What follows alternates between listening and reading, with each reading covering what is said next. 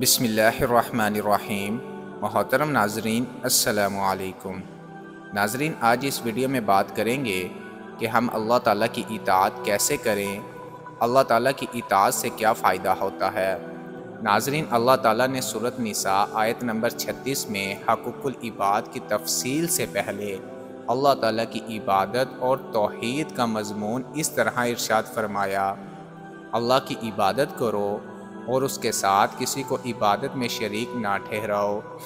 ناظرین، حقوق العباد کے بیان سے پہلے اللہ تعالیٰ کی اطاعت اور عبادت اور توحید کو ذکر کرنے میں بھی بہت سی حکمتیں ہیں، جن میں سے ایک یہ ہے کہ جس شخص میں اللہ تعالیٰ کی پکڑ کا خوف اور اس کی اطاعت کرنے اور اس کے حقوق کی ادائیگی کا خیال ہو تو اس کے لیے اللہ کے بندوں کے حقوق ادا کرنا بھی آسان ہو جاتا ہے۔ اس لیے ہمیں اللہ تعالیٰ کے حقوق کا بہت زیادہ خیال رکھنا چاہیے۔ اس سے ہمیں یہ فوائد حاصل ہوتے ہیں: اللہ کے بندوں کے حقوق ادا کرنا بھی ہمارے لیے آسان ہو جائے گا۔ اللہ تعالیٰ لوگوں کے دلوں میں ہمارے لیے محبت پیدا فرما دیں گے۔ اللہ تعالیٰ کے حقوق کی ادائیگی کی فکر ہمیں لوگوں کی تکلیفوں اور پریشانیوں سے محفوظ کر دے گی۔ ناظرین، حدیث میں رسول کریم صلی اللہ علیہ وسلم کا ارشاد ہے: جس نے میری اطاعت کی اس نے اللہ کی اطاعت کی، اور جس نے میری نافرمانی کی اس نے اللہ کی نافرمانی کی۔ ناظرین، اللہ تعالیٰ کی اطاعت یہ ہے کہ ہم نبی صلی اللہ علیہ وسلم کی تعلیمات اور ہدایات پر عمل کرنا شروع کر دیں۔ جب ہم آپ صلی اللہ علیہ وسلم کی تعلیمات اور ہدایات پر عمل کرنے والے بن گئے تو ہم اللہ تعالیٰ کی اطاعت کرنے والے بھی بن گئے۔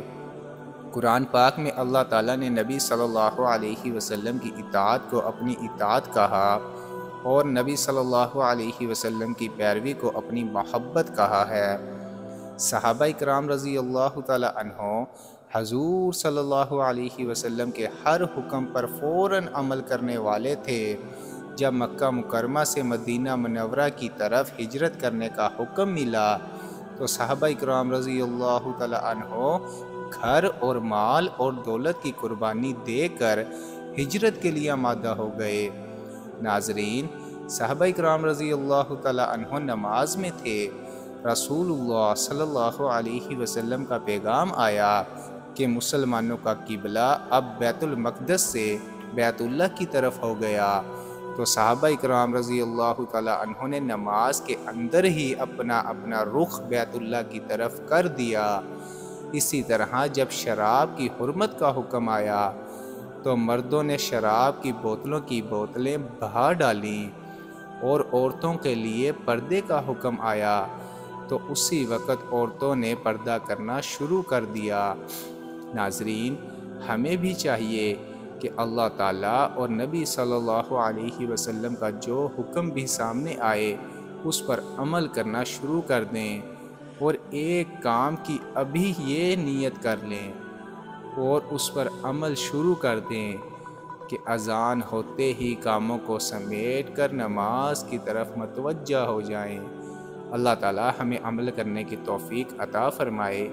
ناظرین، دین کی بات پھیلانا صدقہ جاریہ ہے۔ ثواب کی نیت سے ویڈیو کو شیئر ضرور کیجیے۔ جزاک اللہ۔